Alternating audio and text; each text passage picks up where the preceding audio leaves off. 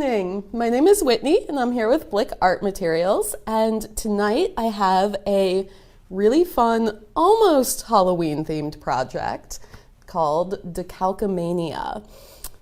Before I get into the project, I want to remind everyone we are giving away a $100 e-gift card, and to be eligible for that, you have to like this video, follow us on Facebook, and I have a special question for everyone tonight to answer in the feed. And my question is, what is your favorite art trick or treat?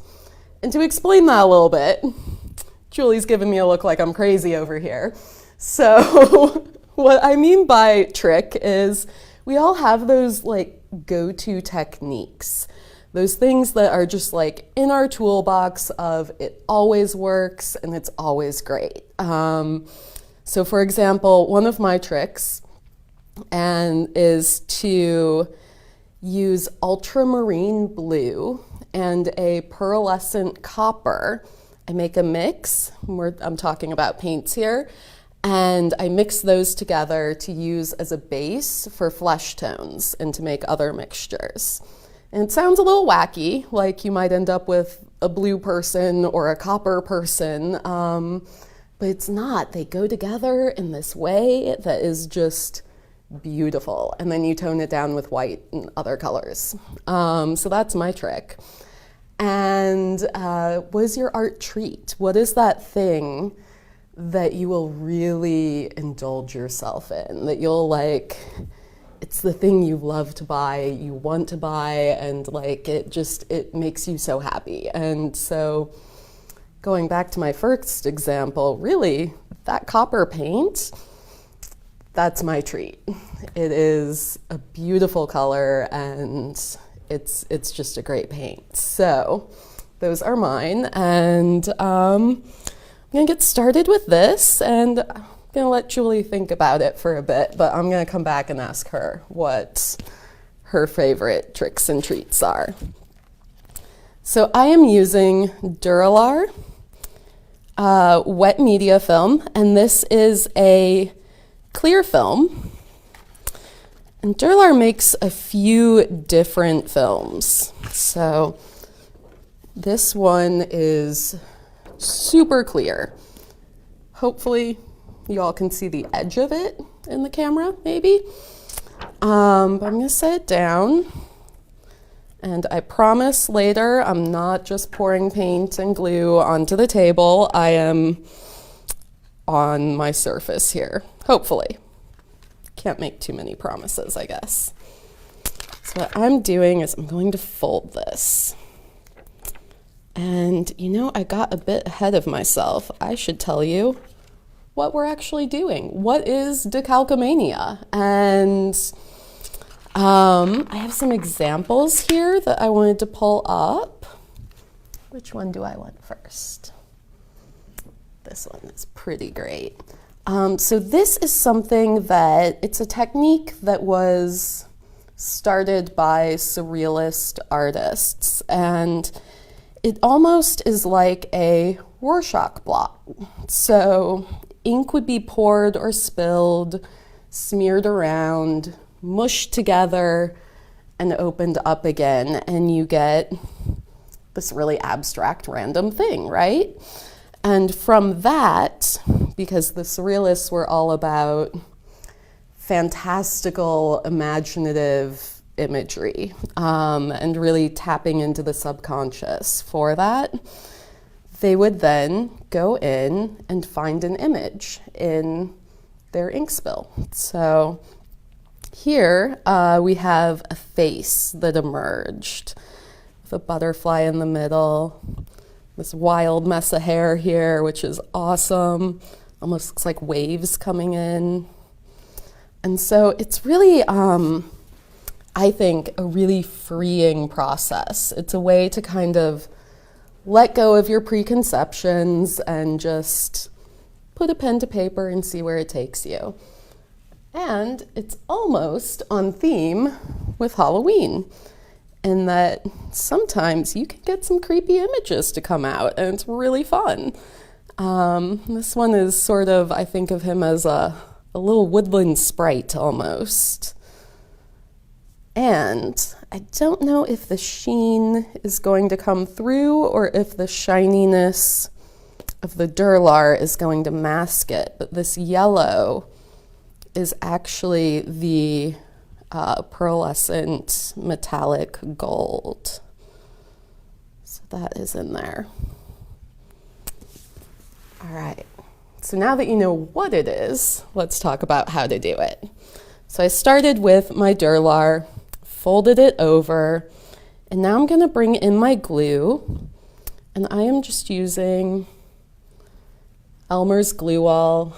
It could be the school glue, the washable glue, all-purpose glue. Both of those are gonna work just fine for you. And I'm gonna add some color. I have about 3/4 of an inch of glue in my little cup. And I'm kind of gonna go at this randomly. I've just poured a little bit of color. Now, how much or how little color you add is going to affect the end result, how bright it is or how opaque it is. So if you want really, really dark colors, you're going to need to use more of the Blick liquid watercolor. I'm just giving this a little mix. Are there other colors that you could use to tint this? You can. Inks could be used. They just don't, they seem to want to blend more together, right? You don't get as much nuanced variation as you do with the liquid watercolor.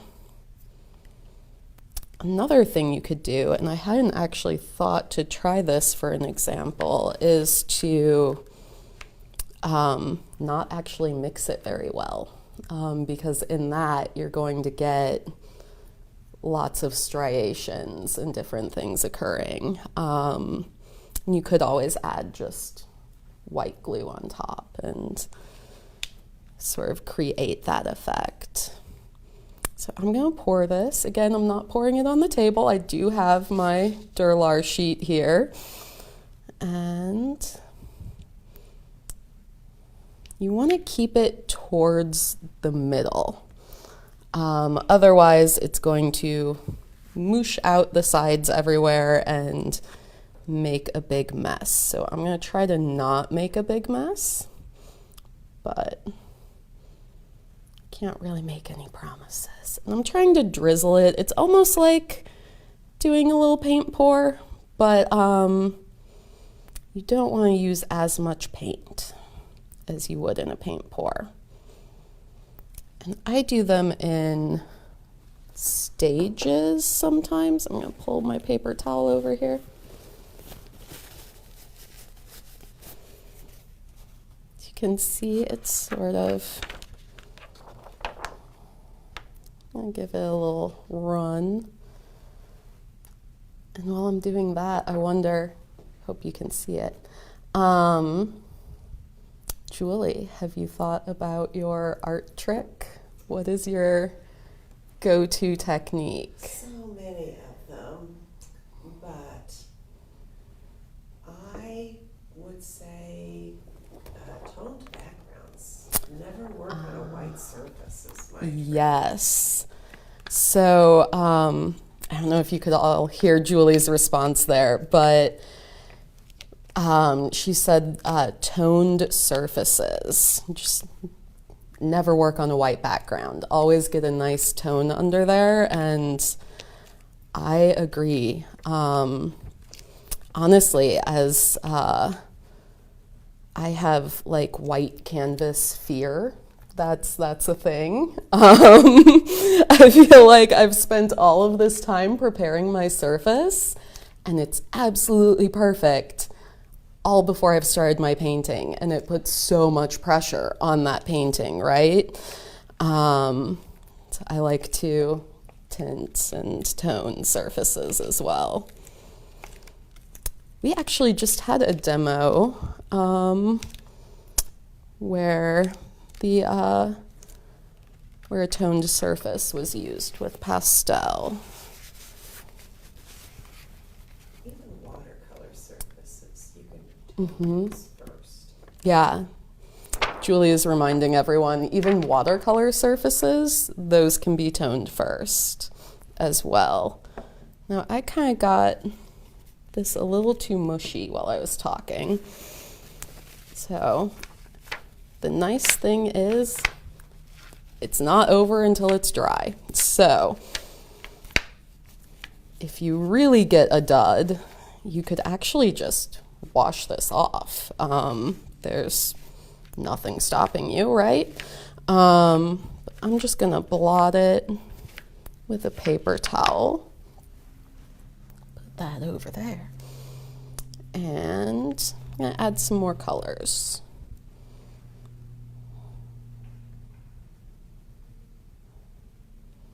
So what is well, I guess first I should remind everyone to definitely let us know what your art trick is, what your technique is, and your art treat, that thing that you really let yourself indulge in. And I should say, you are seeing me in the comments as well. So this is pre-recorded so that I can better answer all of the questions. And so when you see that Blick icon pop up with an answer to your questions in the chat, that is me. I'm like Superwoman today. I'm in 2 places at once. So, sorry folks, I meant to put that in my opener and it just went right out of my head. All right, so with that, Julie, what is your art treat? Oh, my favorite treat is a beautiful decorative paper, usually a rice paper or kozo or... Yes. So Julie said her treat is a decorative paper, like a nice rice paper or a kozo paper. Yes. I love the mulberry papers. Julie and I have talked about this before, actually. I love nothing more than opening those drawers in the store. Not everyone knows that, like, those are for you. You can open those drawers and check things out. But seeing all the papers lined up and yeah, you can actually feel the surface of it. I think touch is really important when it comes to paper. So speaking of papers, I'm going to set this one, I don't really have an aside today. I'm going to set this one up here because I can't really do anything with it while it's wet. But I do want to show you some dry ones. And this one is not as clear as the others, right? This is also on Durlar, but it's on their matte film. So it has this like nice frosty glow to it. And I've also used some pearlescent white in the glue. And that really comes through well, I think, with the matte surface. So, Could you use papers? yeah, Julie's wondering if we can use, or if you could use paper as well, like just a white paper. And you certainly can. And that goes back to the idea of a Rorschach block, right? Those are on a nice solid paper. The reason I like this on the clear surface is that I think it kind of frees me up a little bit. It's not just that white canvas fear I have, but it is, because it's see-through, I can hold it up, I can sort of see images from behind. I could even flip this over and draw on the other side. And there's really, this one's totally clear and would be a better example. So I could draw on this side, and I can draw on this side. I can draw anywhere I want, and that's really fun. But it also allows for some nuance to come through. Like, I know this is shiny paper, so I really hope you can see it, but it's not just glaring at you. But these little white bits that come through, almost like butterfly wings or ribs, maybe. Those are a lovely little moment in this one that I really like. And this bit here, you just get more nuance. The examples placed over a white paper then? Yes. So Julie's wondering, are the examples placed over a white paper then? Definitely. And in the materials list that I've provided for you, can click a link on the description and it'll take you there. I definitely have a whiteboard listed on that list. So at the end, it can be mounted on that. And that's so you can really have a moment that pops, right? You want this color to come alive, and you don't want it to just be, say, the grid of my mat here coming through. You want it to be able to display in a way that's gonna show it off best. So that's why this white surface really brings it out. You could, however, put it in a window instead, because they are clear, right? And also, because it is a thin plastic, I can cut it, so I'm gonna do that.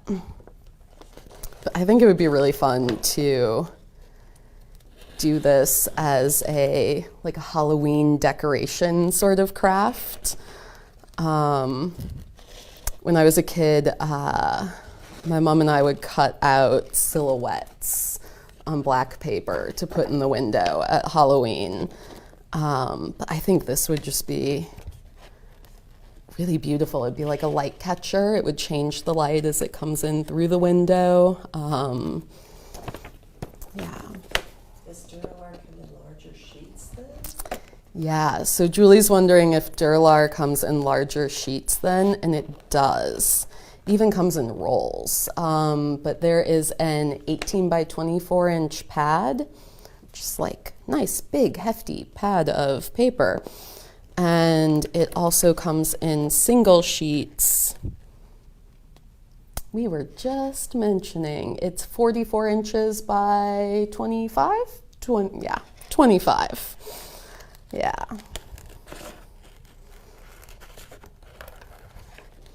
And that's actually, that would be a really good size for a window, come to think of it. It has that, it's more of a long kind of rectangle, right? Okay, so I've cut this out. I don't know. What do you all see here? Curious. What do you see, Julie? It looks a little bit like an iris to me. If I look overall and then upside down, I see a dragonfly in the blue area. Yeah, so maybe like here. This way. I like the iris idea.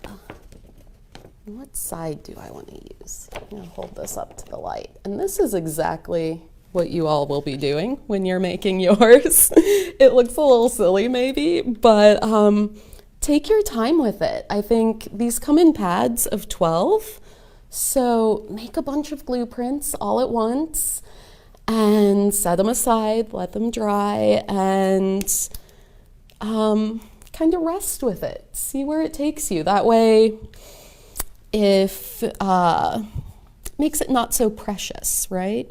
So I can just go right in, and if I get bored with this one, I can go to this one.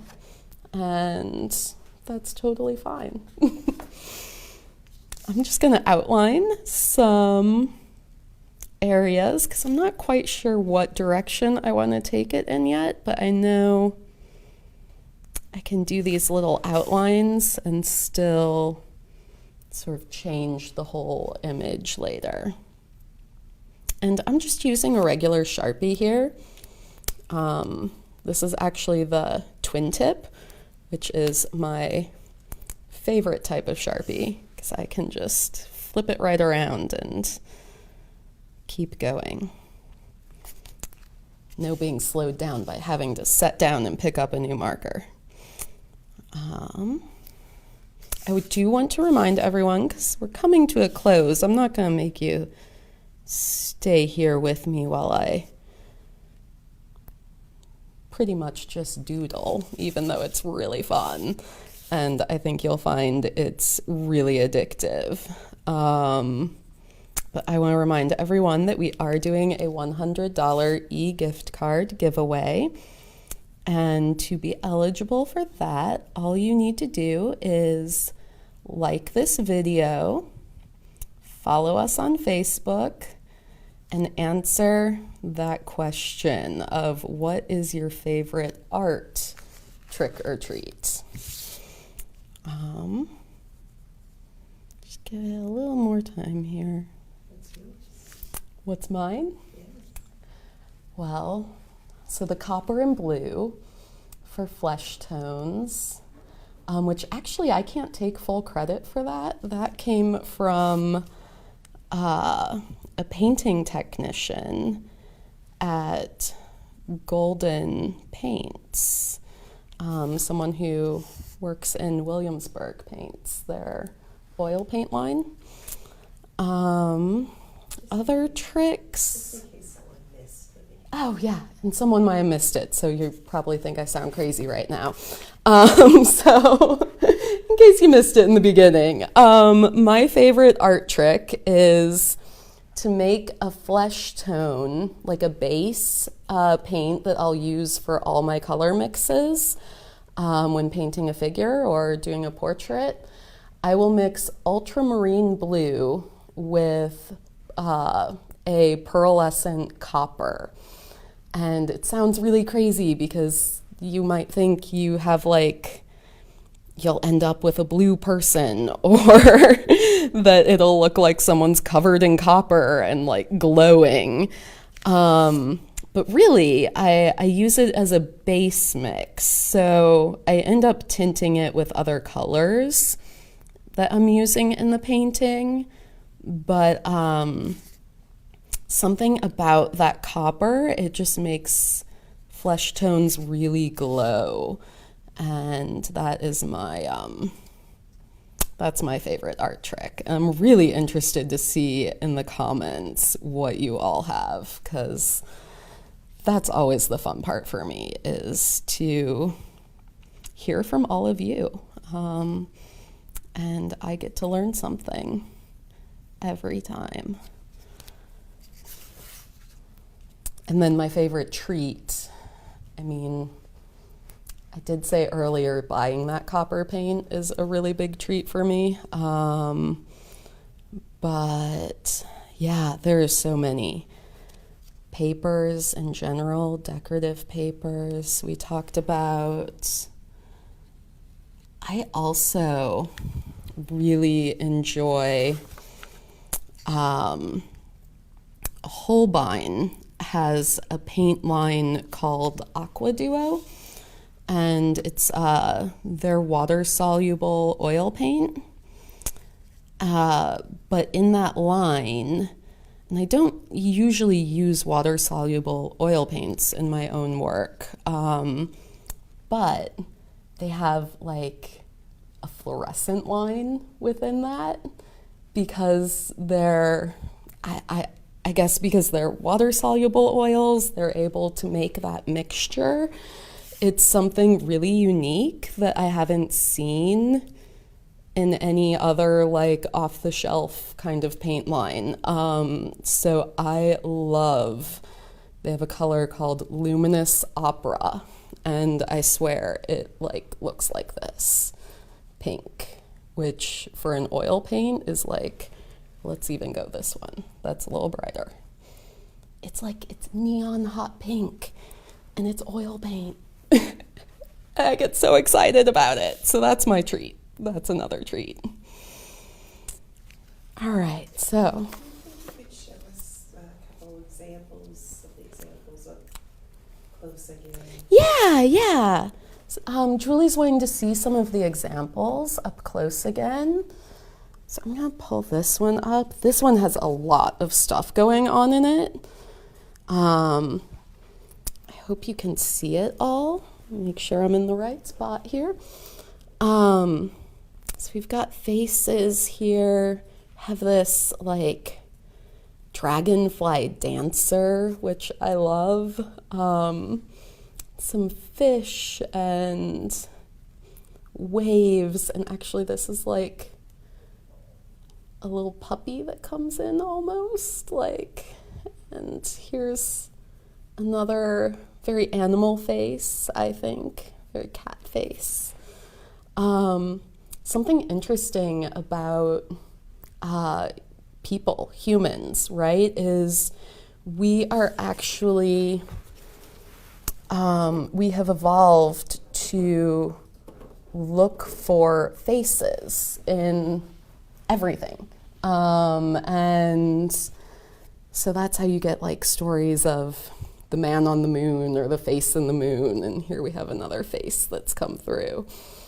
And you know, it's Halloween time, so you might be watching some scary movies and then see a face in a shadow later at night. And that's just your mind trying to assign something rational to something that can't quite perceive yet, which is pretty fun. And that's really what this project is. It's a super freeing thing where you start out with this completely abstract image. Yeah, let's go this side, it'll be brighter for you. So you have this completely abstract thing. And really, I really like this one. You can leave it there if you want, right? But it's really fun to go in and just, it almost has a Zentangle kind of vibe to it. And that you're not planning, you're not fretting over it, you're just sort of following some lines and then, oh, I see something here now. And you go in and do that. Or maybe you see something right from the start and you know exactly what you want. So this one actually, I think, is very cat-like. It's a big cat head. I like cats, so I see cats everywhere. All right.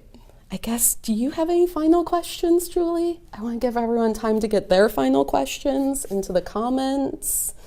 Well, just in case they missed Yeah. the blue mixture. Yes. In case you missed the beginning, the glue mixture. And I have this in a few different bottles even, which might be a bit confusing. So I have my little tiny plastic cup here. I have, these are actually called Boston bottles. And this, believe it or not, is not just regular glue anymore. I have put the pearlescent white in here. My ratio, and you can use different ratios, but I used in the cup, I had 3/4 of an inch of Elmer's glue, and you can use the school glue, the washable no-run, or let me grab both of them. You can use the regular all-purpose glue, and they do dry clear, so it looks white at first, and it's going to make the colors you're mixing kind of seem a bit more muted than they'll really be when they dry. Or more pastel-like, I guess, is a better way of putting it. And so if you want a really, really bright or really dark color, like if you want this dark purple here. That is what made that. So I used a lot of purple in this, and it does change the consistency of it, of course. And I actually think it's easier to work with ones that are different consistencies, because you'll have some that want to flow really fast when you press and you're mushing it together, and some that will kind of meander and want to stay where they are because there's more glue than paint, and so it's a little bit thicker. How long does it take to dry? It takes about, Julie's wondering how long it takes to dry. Not quite overnight, but a few hours. It's going to depend on how thick you're really laying that glue on. So I made this one earlier. It's still wet. It's not gonna, but you can see maybe if I tip it, that color is still running where I have more color placed on. You can also see where I have some color separating, which is really fun. You can see these areas actually are dry. And that's where I added that pearlescent at the end. So, good questions all around. All right, well, I think I'm gonna wrap it up, unless any more burning questions, Julie? All right. You can answer them yourself. Yes, I will be answering questions in the chat, or I have been this whole time, I guess, right? Will be for my future. Anyways, we're also going to announce the winner in the chat, so look for that. Definitely get those comments in and like us on Facebook, follow us. Have a really great week, everyone. Thanks so much.